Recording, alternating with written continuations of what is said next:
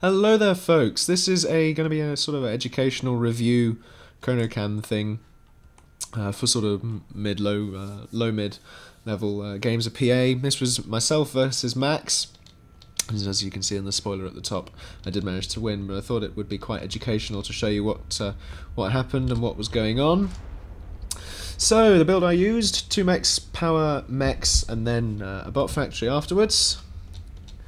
While I'm not sure what Max did. I think he got up a few extra P-gens, but let's have a look. I'm going to double the speed on this, because otherwise it's going to be like 14 minutes.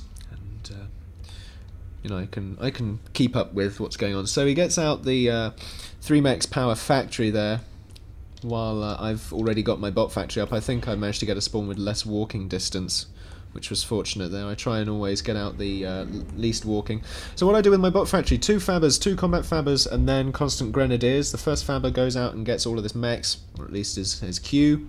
The second fabber goes and gets radar, and then get my commander assisting a combat fab, and then change to P-gen, of course, because I stall on energy, which was unfortunate. I think I need to change that. So instead of assisting that combat fab, get out the P-gen first, and then go to assisting the combat fab. That radar there, early radar, is crucial because, as we'll see in a second, Max sending skitters around the planet. If you see where someone is coming at you in terms of the scout from, then you can sort of make those important early game inferences as to where their base is likely to be. So as this skitter approaches, let's have a look at what's going on with my radar. I just about managed to recover my power just as it's there, so I managed to see and move a grenadier in, just in case I thought it was an ant. So I now can infer that it's somewhere around here, his base. So I send a grenadier off to go and scout there. I send a second grenadier to defend this region, a third to defend these 2 vehicle factories that I set my fabricator, who just built the radar, doing. Commander with the 2 fabbers now gets up an air factory in which I get 2 fabbers, 2 hummingbirds, and constant bumblebees. Unfortunately, my grenadier gets sniped there, but I don't notice at the time, which was unfortunate. Max, of course, getting up more vehicle factories, sending out fabricators in lots of different directions, which is good. Skitter coming in from another direction, keeping me off the scent. That did sort of make me think, if one's coming in from that side, so where might his base be? So I do have a few grenadiers over here just in case. And then I see these coming in with my radar and scouting, so I have enough bumblebees to sort of deal with this, which is all I really have at this point, because ants versus grenadiers, the ants tend to win, especially if they have vision on that. So see, with the commander getting up lots of P-gens, and at the same time I get, well, he manages to shoot one of the combat fabbers, which was really quite a pain for me, because of course that was assisting my commander getting up the power there. And Max then starts to build a staging post, which is good, except I managed to scout it, at which point I send bumblebees. I didn't target the fabber though first. You should always target the fabber building those things first rather than the factories. And of course, with the pass of the attack there, I managed to see all of this expansion, which I then send a few grenadiers off to go and deal with later. But I send a bumblebee over at some point to go and take out the worker, so he can't do all of that much. Now you'll notice this is again starting to get into this sort of constant stream / tug of war, and that's what tends to sort of constitute this sort of level of play. As long as you can defend against that and keep it on your terms, then you're in good stead. You're in good stead. And this is where the sort of constant scouting comes in, because if your opponent starts to ramp up the factory production, you need to be able to see that and react to that, and keep him reacting to you rather than you reacting to him. Because as long as you're reacting to your opponent, you know, you're on that back foot, and you need to do stuff to bring yourself back into the foreground.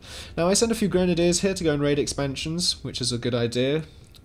So I take out a lot of mechs. At this point, I've also, with the air fabbers I had, I went and got the mechs in the pond there. Lots of people tend to neglect pond expansions, or oceanic expansion, or whatever you want to call it. But yeah, that got me a lot of good mechs there, and I get out an extra fabber going out here as well. Expanding in about at least 2 or 3 directions is really what you want to be doing. Now this attack here, I decided to pull back because it had too many spinners in it, so I was just taking more losses than it was worth, and I knew I wasn't going to get very far. So I go and regroup, form up, with all my Infernos as well. And of course at this point you see I have 8 vehicle factories to Max's 4. and he's only got 1-2 combat fabs assisting. But he has got quite a few hummingbirds, so I do believe at some point I transition one of my factories to hummingbirds defending around the commander, because I do notice a lot of hummingbirds when my vehicles sort of go in and stuff, just in case there's a bumblebee snipe attempt about to come in. So you've got to sort of be mindful of that. But here again, keeping an eye on this tug of war. Max does come in from the side here, which sort of throws me off a bit, so I had to move my combat fabs out the way there quite rapidly.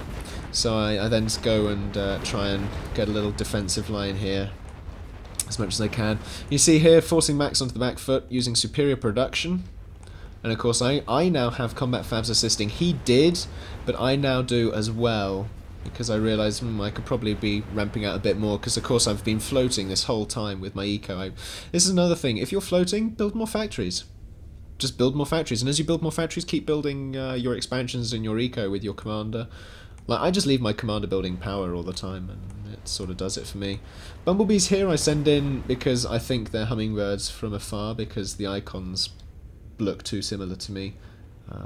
So I lose the majority of those 12 bumblebees, unfortunately, as you'll see them about to go in shortly, I believe, unless they've already been in and around, which we might have missed. In fact, I think we might have missed that, but yeah, I did send in a few. But here, I'm getting on Max really on the back foot now. I've pushed into his base, really winning this tug-of-war fight. What I also do with my air fabbers over here is I build an extra staging post, so sort of attacking from multiple lines, again weakening their ability to defend on the main tug-of-war front, which is where most of the fighting goes. I go and try and find the commander. I don't see him on the first pass. I start worrying, where's his commander? Try and desperately go around scouting with those bumblebees. Getting a lot of kills on all of these mechs with all these grenadiers as well, so constantly scouting and harassing your opponent's expansions keeps their metal count low as well. As you can see here, I'm almost 100. In fact, I am more than 100 ahead. First pass on the commander, second pass on the commander now. I found him. Max knows, I think, that he's probably on the back foot at this point. Or rather lost the game at this point as well, because it's, you know, it's one hit on the commander and he's gone really there. I decided not to use a bomber snipe on him at this point, because I want to see how far I can get into his base with this tug-of-war stuff, and it's only at this point that he starts to build up extra vehicle factories, a little bit too late, and there goes his comm, just as my rear end push starts to come in as well.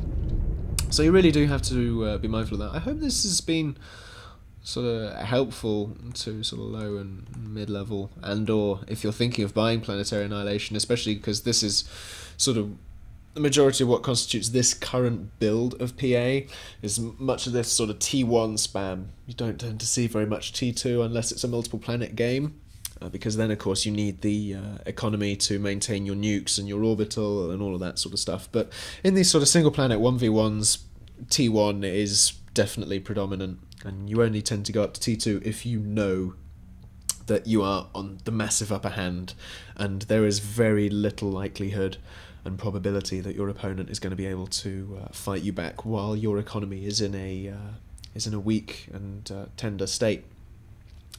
So thanks again for watching, folks. Don't forget to drop a like or even a comment, because of course feedback and knowing that you guys enjoy my content is what drives my enjoyment of making content for you. And don't forget to subscribe for more PA on the way very soon indeed. Thanks again for watching, and as always, have a nice day.